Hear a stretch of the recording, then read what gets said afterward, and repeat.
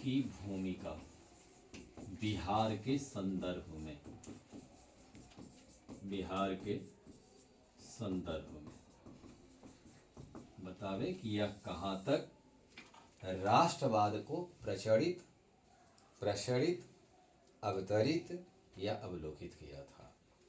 कभी कभी शब्दों के बुनियाद पर ध्यान दीजिएगा, क्वेश्चन की शैली उससे बनती है। प्रचलित, प्रचार किया, प्रसरित, फैलाव दिया, तो वो फैलाव को भी दिखाना है।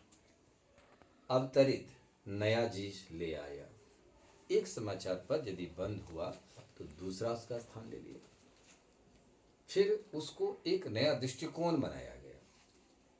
प्रेस जनता की एक आवाज होती है, जनता तक पहुंचने की बात होनी चाहिए। तो जब हम लोग भारत में ज़्यादा साक्षर नहीं थे, देश आज़ादी हुई तो मात्र 14% आबादी हमारी शिक्षित हुआ करता था। तो अब सोचने की बात है कि एक गांव में एक लेटर आती थी तो लेटर को भी लोग पढ़ नहीं पाता था। उसको पढ़ने के लिए काफ़ी कुछ मील की यात्रा करके तब वो आदमी अपनी बातों को समझता था। लेकिन एक समाचार पत्र यदि गांव में आता था, यदि कोई पढ़ता था, दूसरा आदमी भी उसकी चर्चा करते थे। जैसे आप देखिए, रेलवे में कभी कभी देखते हैं कि आप सफ़र कर रहे हैं जनरल बोगी में, खासकर देखिएगा रिजर्वेशन में थोड़ा लोग रिजर्व रहता है, लेकिन जनरल बोगी में कभी सेकंड क्लास की यात्रा करके देखिए, वो आपको भारत उस समय के दृश्य को दिखाई पड़ेगा। एक समाचार पर यदि आप लेते हैं तो हर एक पेज एक दूसरे से बांट लेता है और बांट कर सब बड़े प्रसारित होकर के पढ़ता है, इंटरेस्ट लेता है। यह जागरूकता का परिचायक है, अपनी वजूद की पहचान दिलाता है। यह भारत के राष्ट्रवाद के विकास में योगदान दिया। उसमें हमारा बिहार की राजनीति में भी यह जो हमारा समाचार पत्र है, यह भी राष्ट्रवाद की भूमिका को निभाया है। पहला हिंदी समाचार, पहले आप इसमें देखिए कि हिंदी, दूसरा हमने दिया है अंग्रेजी और तीसरा दिया है हमने उर्दू। इसको 3 पार्ट में बांट कर दिखाएगा, फिर बाद में निश्चित प्रतिक्रिया के रूप में देखिए।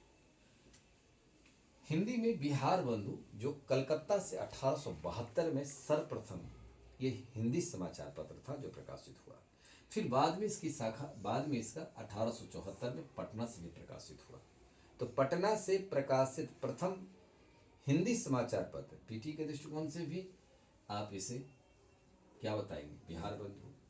बिहार का कौन सा ऐसा समाचार पत्र था, तो उस समय हमारे बंगाल में ही हमारा बिहार था, तो फिर भी नाम बिहार बंधु आता है। लेकिन पटना से पहली दफ़ा 1874 में प्रकाशित हुई। सर्वहितैषी दूसरा था जो 1890 में पटना से प्रकाशित हुआ। हिंदी बिहारी जो कि 1913 में आया, यह चंपारण आंदोलन के लिए खास के जाना जाता था। चंपारण आंदोलन की दर्द, जनता की क्या समस्याएं हैं, इसको उजागर करता था। बंदी, कैदी और कारागार जो देख रहे हैं, ये समाचार पत्र हजारीबाग में जब बंद थे हमारे फ्रीडम फाइटर सविनय अवज्ञा आंदोलन में, तो अधिकांश नेताओं को हजारीबाग में रखा गया।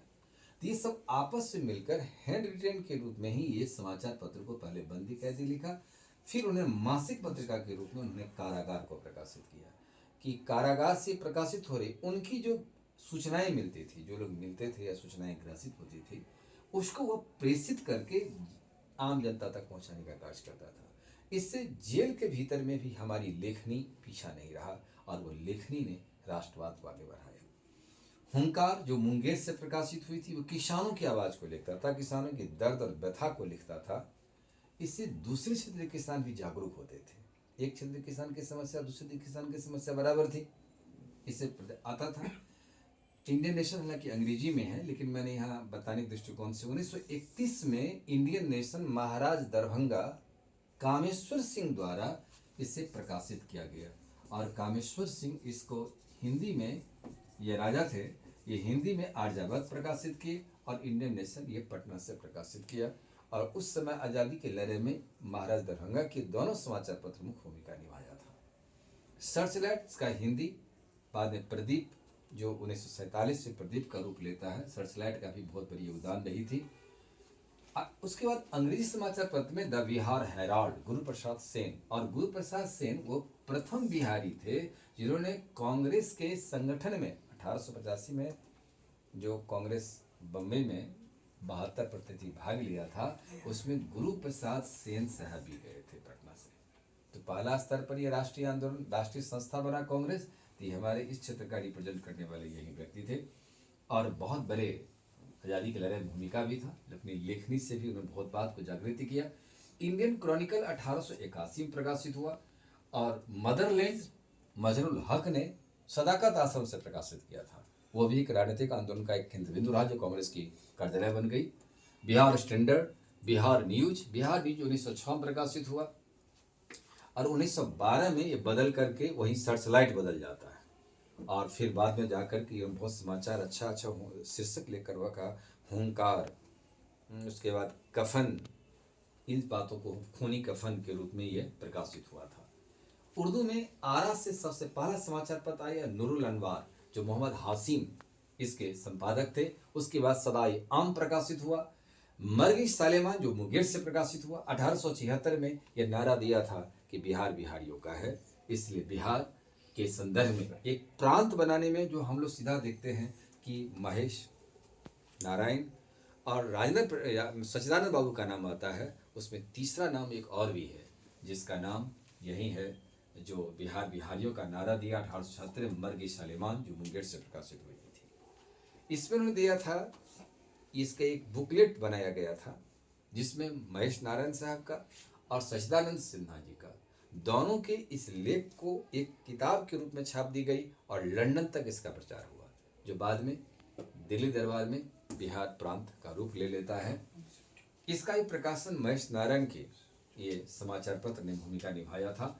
शांति सतयुग पुरुषोत्तम दास नारायण चंदा नंदा साहब ने मुजफ्फरपुर से प्रकाशित किया था, जिनमें उनका समाचार पत्र को बंदी किया था, इन्हें जेल की यातना दी गई थी।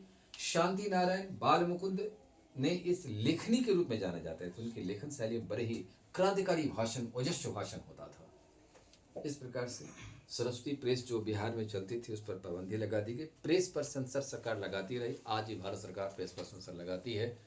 जैसे एनडीटीवी पर प्रेस पर सेंसर लगा दी गई, तो ब्रिटिश सरकार की कानून आज भी है, आप गलत प्रचारित नहीं कर सकते, जनता की आवाज़ बनकर रही है। इसलिए समाचार पत्र स्वतंत्र निर्भीकता के साथ अपनी नैतिकता, आदर्शमूलक तथ्यों के आधार पर प्रकाशित करती है। यह प्रेस चौथा खंभा है, लोकतंत्र का चौथा खंभा है। भारतीय संविधान का अनुच्छेद 19(1) के तहत जो जनता की भाषण, विचार, अभिव्यक्ति है, इस अधिकार होने के नाते प्रेस की अधिकार दी गई है। हालांकि सुप्रीम कोर्ट ने बात को माना कि प्रेस की स्वतंत्रता का जिक्र संविधान में तो नहीं है, लेकिन भाषण, विचार जो अभिव्यक्ति है, इस आधार से प्रेस की स्वतंत्रता को मान लिया जाए।